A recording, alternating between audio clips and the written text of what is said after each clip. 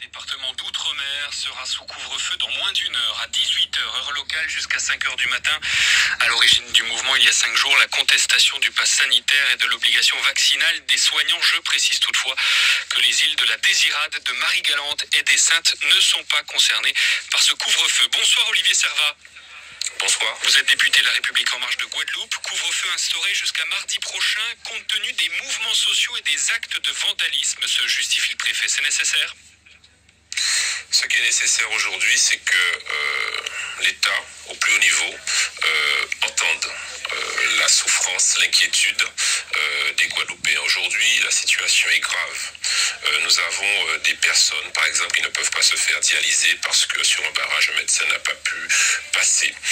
Depuis août, où j'avais eu à voter contre cette loi passe vaccinale, obligation vaccinale, passe sanitaire, obligation vaccinale, parce que pour la Guadeloupe, la situation du taux de vaccination conduisait à ce qu'on ne pouvait pas appliquer en l'état cette obligation vaccinale pour les soignants.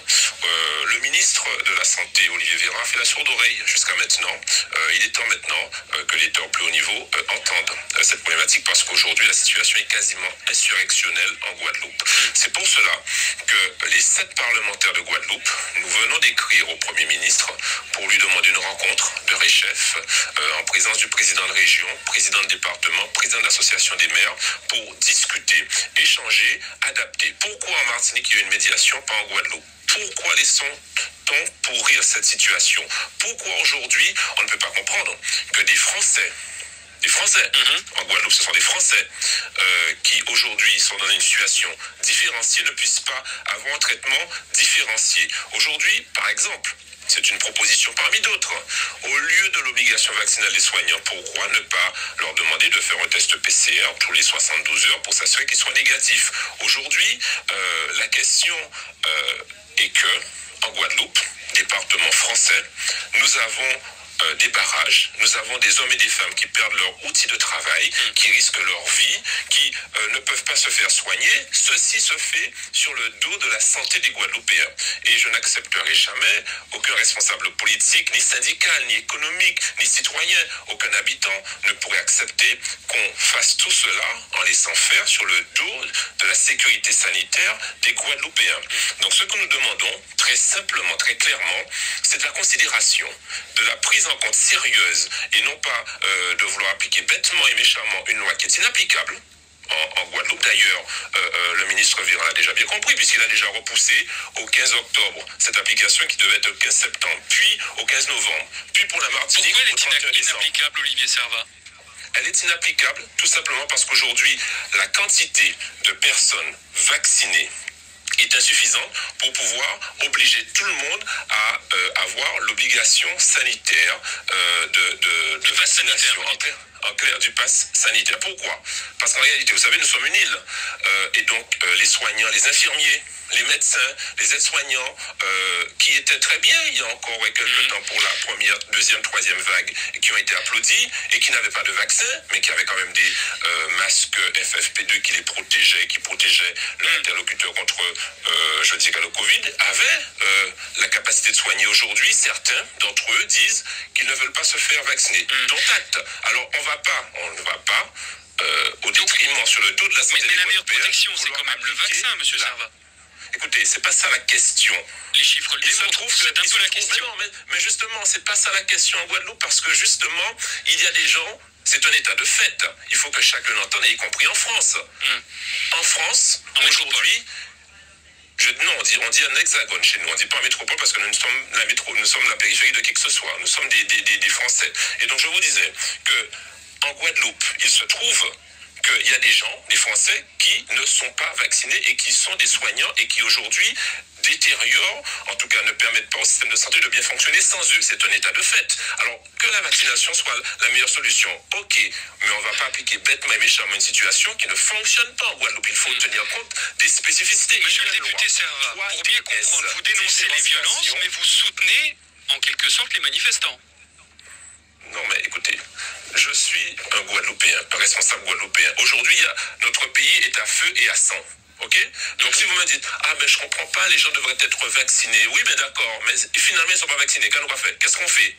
Il faut à un moment donné tenir compte de la réalité et ne pas s'enfermer bêtement et méchamment dans l'application d'une loi qui ne fonctionne pas et qui mérite d'être adaptée, appliquée, discuter avec les différentes personnes, qu'elles soient syndicales, qu'elles soient citoyennes, qu'elles soient politiques, qu'elles soient médicales, pour trouver la meilleure solution dans l'intérêt général du pays. Aujourd'hui, vous êtes bien d'accord que ce n'est pas l'intérêt général du pays qui est mis en avant là aujourd'hui avec ces blocages, ces feux, ces menaces, ces risques de...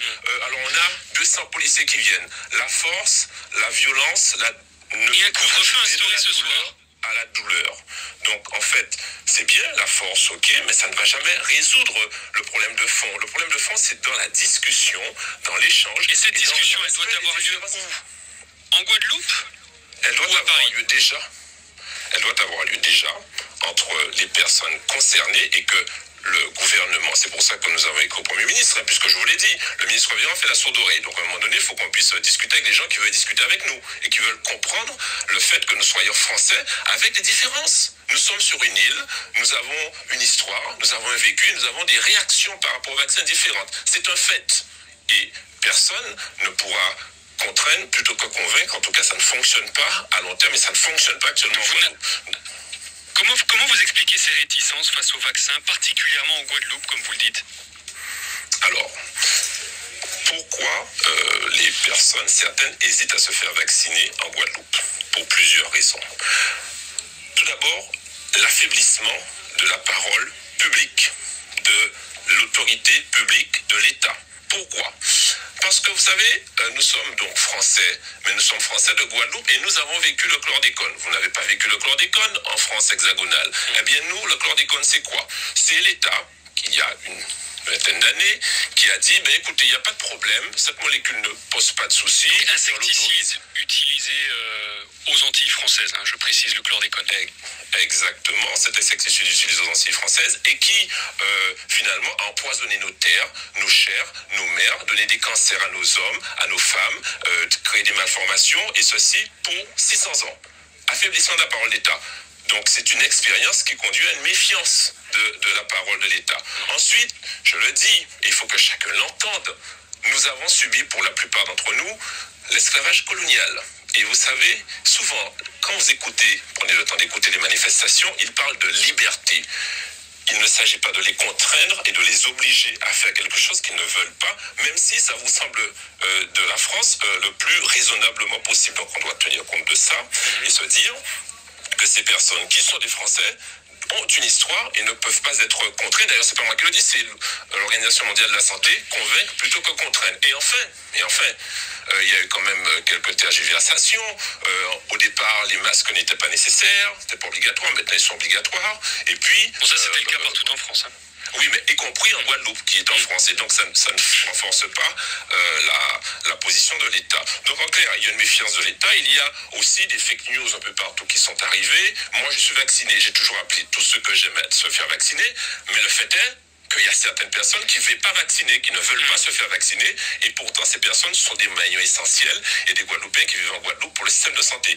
Et donc, nous demandons au Premier ministre, nous parlementaires, avec le président de région et département, qui puissent échanger avec nous, que nous envisagions avec les syndicats, avec les pouvoirs économiques, comment nous puissions discuter et voir des solutions différenciées, adaptées, intelligentes et concertées. Merci beaucoup Olivier Servat. Je rappelle que vous êtes député La République En Marche, député de la majorité de Guadeloupe.